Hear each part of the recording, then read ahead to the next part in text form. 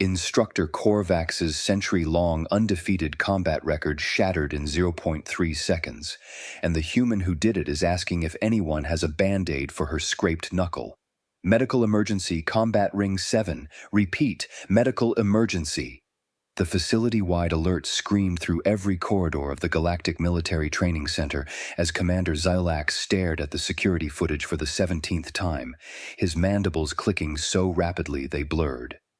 On screen, the human, a maintenance technician according to her file, stood in the center of the combat ring, looking genuinely confused while a 6-member emergency medical team swarmed around the unconscious form of Korvax the Unbreakable. Except Korvax was very much broken. Lockdown protocols active, Xilax's second officer reported, his voice pitched high with panic. Sir, no species in galactic records has ever rendered a Kralgoth warrior unconscious. Their exoskeleton armor can withstand plasma rounds. Their redundant neural systems prevent knockout trauma. This is... According to YouTube analytics, 99.6% of viewers are not subscribed. That's a huge number. By subscribing the channel that is completely free, you'll help support the channel and never miss fresh content. Impossible, Xilax finished, but the word felt hollow. The evidence was right there on the floor. 250 kilograms of apex predator biology, combat instructor to 47 species, decorated veteran of the Scorian Wars, completely and utterly unconscious. Does anyone have a Band-Aid? Emma Johnson's voice carried across the ring, cheerful and slightly apologetic. She examined her right hand, frowning at a small scrape across her knuckles. I think I caught his tooth ridge or something. 3 security officers stood frozen between her and the exit, clearly unsure whether to treat her as a victim or a threat. She was tiny by galactic standards, maybe 60 kilograms, barely 170 centimeters tall, wearing a maintenance jumpsuit with Emma stitched over the breast pocket. Her dark hair was pulled back in what humans called a ponytail, and she had the kind of unassuming demeanor that marked her as exactly what her file claimed, a technician hired to maintain life support systems. Ma'am, one security officer managed, his translator struggling with his species' distress frequencies. Ma'am, please remain where you are. We're contacting the Galactic Combat Authority for... Wait, why? Emma looked up, genuinely puzzled. He challenged me. I was just walking through to fix the air filtration in Block C, and he started going on about how humans are the weakest species ever registered for galactic citizenship, and making jokes about our fragile physique in front of like 30 trainees. She shrugged. Seemed rude, you know. So when he said I should prove humans weren't weaklings, I figured why not.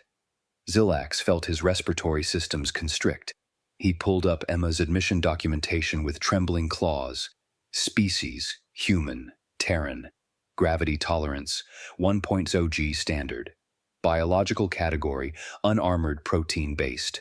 Strength classification, Category 3. Light load capacity, maximum lift 45 kg. Combat clearance, none. Approved for technical maintenance roles only. The challenge, Xilax said carefully into his comm, was accepted how, exactly? The security feed had audio. He watched Emma's recorded response. Sure, one punch okay? Korvax had laughed. The sound was preserved perfectly in the recording. That distinctive Kralgoth battle laugh that had preceded victories across 3 sectors of space. He'd even turned to address his students, probably about to deliver some lesson about knowing one's limitations. He never got the chance. The punch itself was almost too fast for the security cameras to capture properly. Emma's form was terrible by any combat standard, a simple overhand right that any first-cycle trainee could have avoided, except Korvax hadn't avoided it. He'd taken it directly on his reinforced skull plate, clearly intending to demonstrate the futility of human strength against Kralgoth armor. The crack was audible 3 rings away. Sir, the medical officer's voice came through, strained. Korvax has a concussion, a fractured skull plate, and his equilibrium organ is displaced. He'll survive, but he's going to be unconscious for at least 6 cycles. And the human? Minor epidermal damage to her right hand. She's asking if our medical supplies include cartoon character bandages because, quote, the boring ones always fall off faster. Xilax closed all four of his eyes. When he opened them, Emma was waving at the security camera, her expression friendly and completely, horrifyingly casual. The Galactic Combat Authority was going to lose their collective minds. The medical scans are back. Dr. Sinara's voice carried the kind of careful neutrality that preceded catastrophically bad news. She projected the imaging results across Xilax's office holodisplay. Korvax has a severe concussion, a fractured skull plate, specifically the reinforced combat ridge that's rated to deflect kinetic rounds, and his equilibrium organ has been displaced, 3 centimeters posterior from normal positioning. Xilax studied the scans, his mandibles tight. And the human? Minor bruising across her metacarpals. Sinara pulled up Emma's hand x-rays with visible reluctance. No fractures, no ligament damage, no structural compromise whatsoever. That's impossible. The words came from the facility's combat analyst, Jotaro, who'd arrived 17 minutes ago and hadn't stopped reviewing footage since. Kralgath exoskeleton armor registers at 340 on the hardness scale. Human bone density shouldn't exceed 65. Her hand should be powder. Well, it's not, Sinara said flatly. She's currently in Medical Bay 3, asking if we have ice packs because, and I quote, it's starting to puff up a little. Jotaro's display flickered with calculations. Impact force registered at 4,200 pounds per square inch. That's 6 times beyond the established maximum for human species profile. The kinetic energy transfer alone violates 3 established physics models. He looked up, his ocular membranes dilating in distress. Commander, I've analyzed combat patterns for 37 years. This punch shouldn't have knocked him back. It shouldn't have broken his armor. It definitely shouldn't have caused internal trauma. The math doesn't work. Then make it work, Xilax snapped. I can't. The energy had to go somewhere. Energy doesn't just... Jotaro gestured helplessly at the frozen frame of Emma's fist, connecting with Korvax's skull. She's 60 kilograms, he's 250. Basic kinetic principles say she should have broken her own arm from the recoil force. Instead, he went down. The comm crackled. Sir, we have a situation with the security escort. Xilax's respiratory system seized. What kind of situation? They can't move her, sir. 10 minutes later, Xilax stood in the corridor outside Combat Ring 7, watching 3 security personnel, each outmassing Emma by at least 100 kilograms, attempt to escort her toward medical processing. Ma'am, we need you to come with us, Officer Arhill was saying, his translator barely masking his frustration. Okay, Emma looked between them, clearly confused. I'm coming with you. Where are we going? Medical processing. Please proceed forward. I am proceeding forward. You guys are the ones standing still. Rahil exchanged glances with his partners. They'd each taken position around Emma, standard escort formation for uncooperative detainees. On some invisible signal, all 3 pulled simultaneously, attempting to guide her down the corridor. Emma didn't move. Not that she was resisting. She wasn't pulling back or planting her feet or doing anything that registered as active opposition. She just didn't budge, like trying to move a structural support column. Ma'am. Guys, I'm like 60 kilograms, Emma said, laughing. Just pick me up if you need me somewhere specific. I don't mind. Rahil wrapped his manipulator appendages around her upper arm and pulled. His feet scraped against the deck plating. Emma tilted her head, watching him with the kind of polite concern normally reserved for someone struggling with a stubborn door. Sir, Arhill reported over comm, breathing heavily, she's not even trying to resist. She's just standing there. We can't move her. Do you guys need me to move? Emma asked, because I can totally walk. Just tell me where and I'll go. Is this like a cultural thing I'm missing? The xenobiology team arrived in a flurry of data tablets and scanning equipment. Dr. Vexia, head of the department, immediately pulled up Emma's species file. Humans are Category 3 strength classification. Maximum documented lift capacity 45 kilograms. How is this possible? Jotaro had connected the combat ring's sensor array to a portable hollow emitter. I've run the footage through frame-by-frame analysis at 0.01 speed intervals. Her technique is technically terrible. No hip rotation, minimal weight transfer. Her stance was completely wrong for power generation. Then how? I don't know. Jotaro's voice cracked. The physics don't account for the result. The energy transfer violates our models. She generated force that shouldn't exist from biomechanics that shouldn't work. Emma noticed the crowd gathering. Oh, hey, is this about the punch thing? Look, I used to box a little in college. Just intramural stuff, nothing serious. The corridor went silent. Amateur? Vexia's translator barely processed the word. That was amateur training? I mean, yeah, Emma shrugged. I did it for like 2 semesters. Fun cardio, you know? Met some good people. We'd spar on weekends. Your species engages in repeated cranial impact trauma, Jotaro said slowly, for recreational purposes. Well, when you say it like that, it sounds bad. Senior Combat Assessment Officer Vex Thul arrived 6 hours later in a ship that probably violated about 14 different speed regulations. He swept into Commander Zilax's office like a force of nature, his ceremonial combat plating polished to mirror brightness, his reputation preceding him like a shockwave. Show me, he demanded, no preamble. Zilax played the footage. Vex Thul watched it once, twice. On the third viewing, he paused on Emma's face right before impact, cheerful, slightly annoyed, completely casual. Bring me Earth's registration documents. The files materialized across the holo display. Vexathul read in silence, his sensory stalks rigid with concentration. Gravity 1.0 G standard. Protein-based biology. No natural armor plating. No venomous capabilities. No environmental extremophile adaptations. He looked up. This species profile suggests they should be fragile, delicate. How does a fragile species generate enough force to... He gestured at the frozen image of Korvax's fractured skull plate. We don't know, sir. Then we test properly. Vex Thul's tone permitted no argument. With actual safety protocols and calibrated measurement systems. Where is she? They found Emma in the commissary, eating what appeared to be 3 portions of protein rations while chatting with a bemused Valasian cook about Earth cuisine.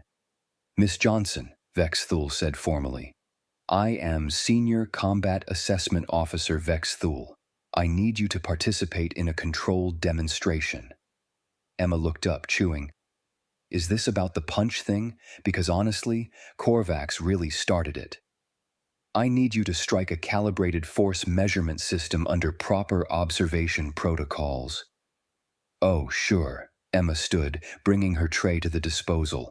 Do I need to hit it hard, or just like normal? Your normal striking force will be sufficient. The force measurement system was military grade, designed to test combat capabilities across species categories. It was rated for impacts up to 12,000 psi, sufficient for Category 6 species like the Kralgath. Emma examined it with professional interest. Huh, nice engineering. We've got something similar at boxing gyms back home, but way less fancy.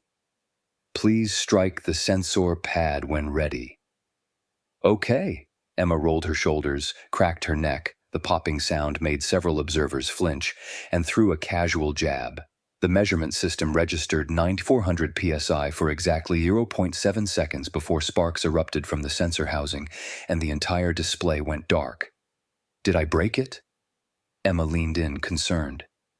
Oh man, I'm sorry. I can probably fix it. I'm pretty good with...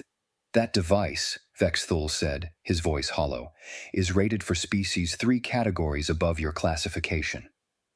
Oh, Emma examined her knuckles. Yeah, these machines always seem kind of delicate. The ones at my gym back home needed constant recalibration. Dr. Vexia arrived with a full xenobiology team and enough scanning equipment to outfit a research vessel. We need comprehensive muscle density analysis. The first scanner activated, hummed for 3 seconds, and died with a pathetic whine. Equipment malfunction, the technician reported. Trying backup scanner. The backup scanner lasted 5 seconds before its display filled with error codes. Sir, the technician said slowly, reading the last coherent data stream, the scanner says her muscles are simultaneously relaxed and under extreme tension. That's physically contradictory. Dr. Vexia examined the readings, then examined Emma, then examined the readings again. Her skeletal structure should collapse under her own muscle forces. The tensile load alone should cause catastrophic compression fractures. Emma laughed. Yeah, my chiropractor says the same thing. He's always amazed my spine works at all with the kind of weight distribution humans have. Your medical professional is amazed you can walk? I mean, he's being dramatic. Humans are just sort of poorly designed for modern life. We evolved for different stuff. Vex Thul's command tablet chimed with incoming priority messages. He scanned them, his sensory stalks drooping with each new line. Commander, we need an emergency council. There are 147 humans currently serving in various capacities across 83 galactic facilities. If this individual is representative of human capabilities, we need to reassess every single one. Look, Emma said, her tone shifting to something more serious. Humans are just built different. We're endurance hunters. Back on Earth, before we had tools and weapons, we'd just chase things until they collapsed from exhaustion. We'd track prey for hours, sometimes days, until it literally couldn't run anymore. The room had gone very quiet. Our bones are self-repairing, Emma continued. When they break, they heal back stronger. Our muscles tear during exercise and rebuild with more capacity. We don't really quit, it's kind of our whole evolutionary strategy. We're not fast, we're not particularly strong for our size, but we just keep going. We literally evolved chasing things to death. Your entire species, Vex Thul said carefully, is biologically engineered for sustained violence. Engineered? No, that's just evolution. But I mean, we mostly use it for sports now, so it's fine. Sports? Emma pulled out her personal data tablet. Oh yeah, let me show you. She pulled up a video. This is UFC, Ultimate Fighting Championship. 2 humans competing in mixed martial arts. The footage showed 2 humans in a caged arena, striking each other with fists, elbows, knees, and feet. They grappled, threw each other to the ground, locked each other into positions that looked like they should cause permanent joint damage, and they kept fighting. They're striking each other repeatedly, Vex Thul said, his voice faint. In the head.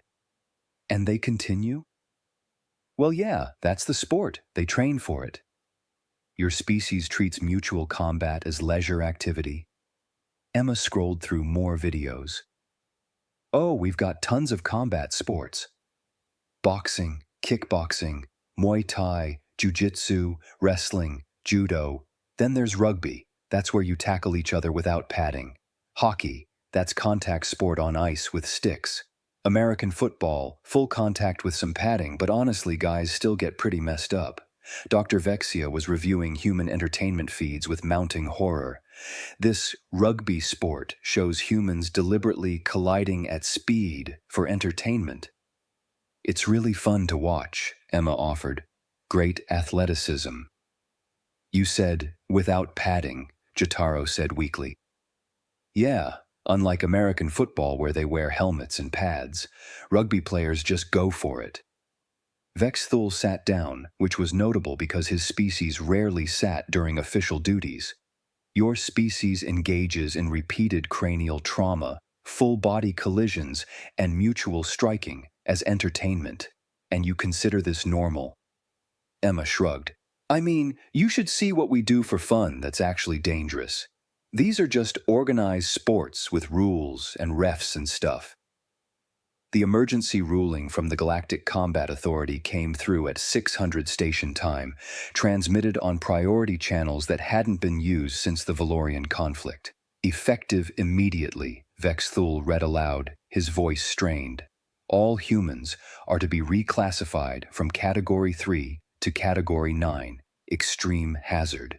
This classification is typically reserved for species with natural weaponry, armor plating, or toxic capabilities. Humans possess none of these advantages and are therefore considered more dangerous due to the unpredictable nature of their threat profile. Emma, who'd been called back from finally starting her air filter repairs, blinked. Wait, what? I'm just a maintenance tech. I fix air filters and recalibrate life support systems. That's literally my job description. Miss Johnson, Commander Zilak said, pulling up additional files with trembling claws. Our historical research team has been reviewing Earth's cultural database. Your species has documented over 3,000 distinct combat systems. 3,000. Some of our civilizations have existed for 50,000 years and developed perhaps 12 martial disciplines total. I mean, humans get bored easily. We've had a lot of time to think about different ways to... Emma paused. Okay, that does sound bad when I say it out loud. Your children, Dr. Vexia added, her tone approaching hysteria, learn combat techniques as character building. We found references to something called Little League and youth wrestling programs. Well, yeah, my nephew does karate. He's 7. Emma smiled. It's really cute. He takes it super seriously, practices his forms every day. His instructor says he's got good discipline. Your 7-year-old develops combat discipline, Vexthul repeated slowly. He's a good kid. The facility-wide reassessment was already underway. Every human in galactic military service, 147 individuals across 83 facilities, had been flagged for immediate capability review. The implications were staggering. Humans had been integrated into non-combat roles specifically because their species profile suggested they were unsuitable for military engagement. Except the species profile was apparently catastrophically wrong. In Medical Bay 1, Korvax regained consciousness with a groan that rattled the equipment. His eyes focused slowly on the medical officer standing nearby. What? He managed, his voice weak. What was that creature?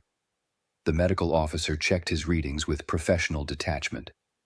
That was Emma Johnson, a below-average human female using what she described as casual effort, sir. She has since apologized multiple times for the incident and wanted me to tell you she feels really bad about the whole thing.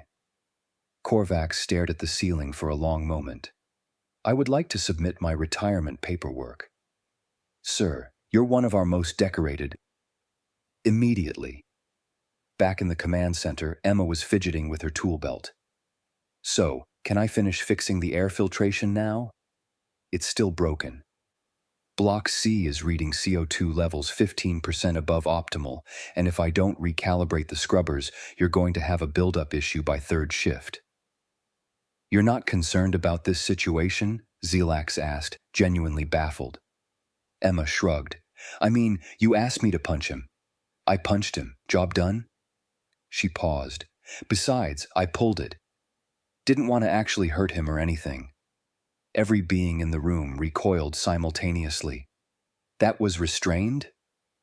Well, yeah. I just wanted to make a point, not put him in the hospital, though I guess he ended up there anyway. Emma looked genuinely apologetic. I really do feel bad. He was being a jerk, but I probably could have just walked away. The emergency protocols were drafted within the hour. Regulation 847H. No physical challenges to be issued to human personnel under any circumstances. All combat training facilities received immediate updates requiring human strength warnings posted in 6 languages at every entrance. Emma was required to file an incident report, which she completed in 3 sentences.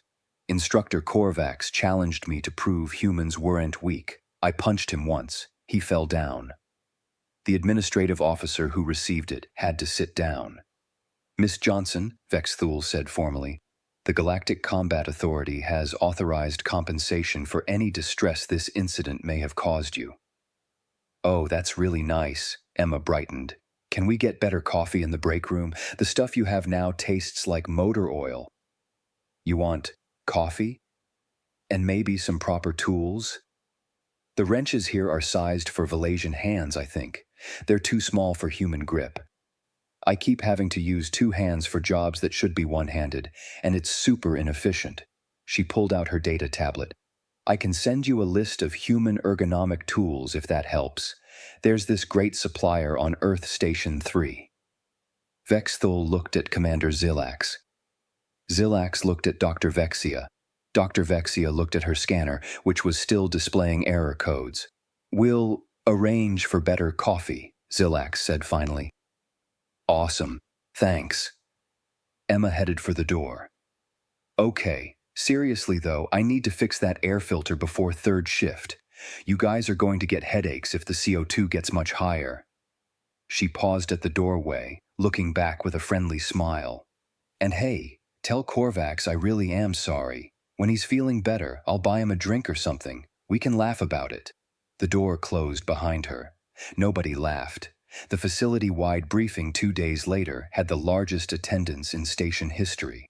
Commander Zilax stood before a room packed with personnel from every department, his expression grave.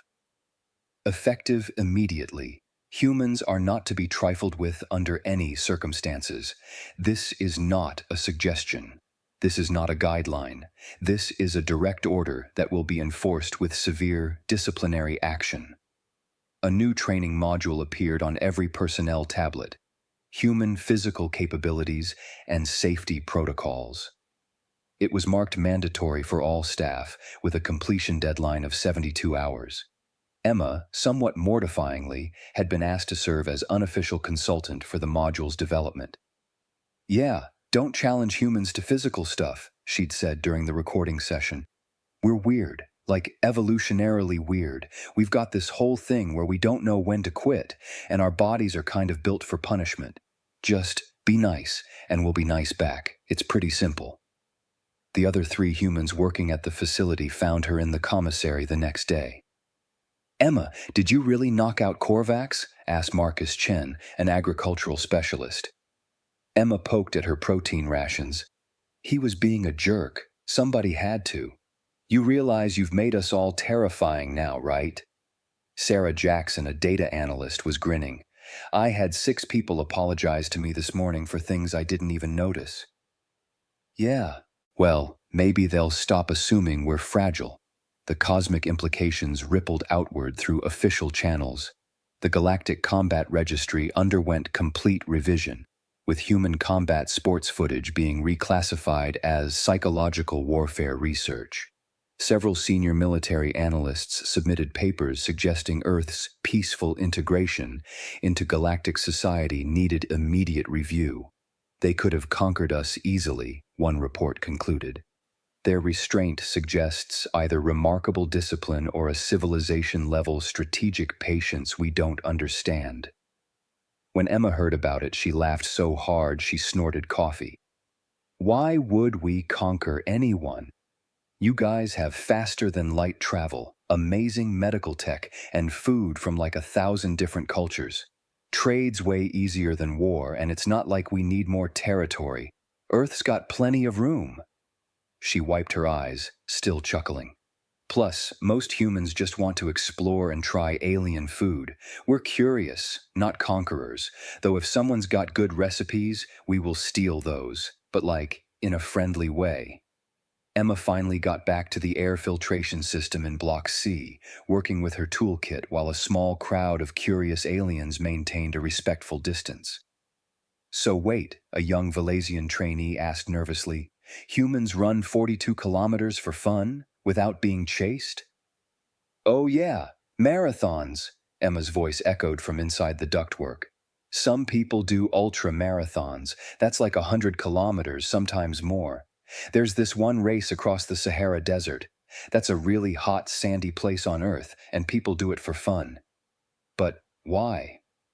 To see if they can, I guess. Humans are big on challenging themselves."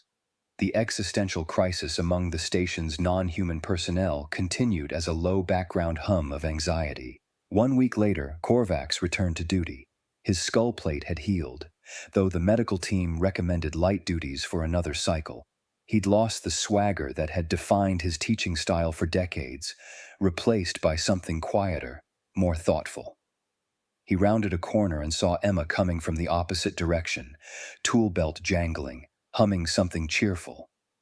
Korvax immediately stepped aside, pressing himself against the corridor wall. "Hey, Korvax," Emma's face lit up. "You're back, feeling better. I'm really sorry about the whole thing." "No apologies necessary," Korvax said carefully. "It was educational." Emma stuck out her hand. "Friends?"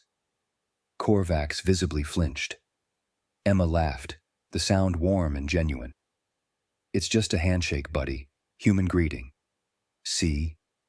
She took his manipulator appendage gently, gave it a single soft shake, and released it. "No punching involved, promise." The relief on Korvax's face was palpable. "Yes, friends." Emma continued down the corridor, humming again, her tools rattling with each step.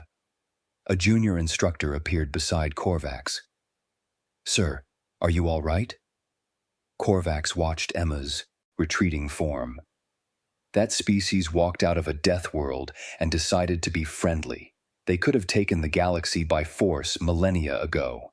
Instead, they want to fix our air filters and share meals with us. He looked at his colleague. "We're fortunate they like us." Down the corridor, Emma's voice rang out cheerfully. "Hey, who wants to learn poker? I brought cards." The unified response from every alien in the break room. "Absolutely not." Emma's laughter echoed through the facility, bright and untroubled, the sound of someone who'd already moved on to the next normal day, while the rest of the galaxy quietly recalculated everything they thought they knew about humanity.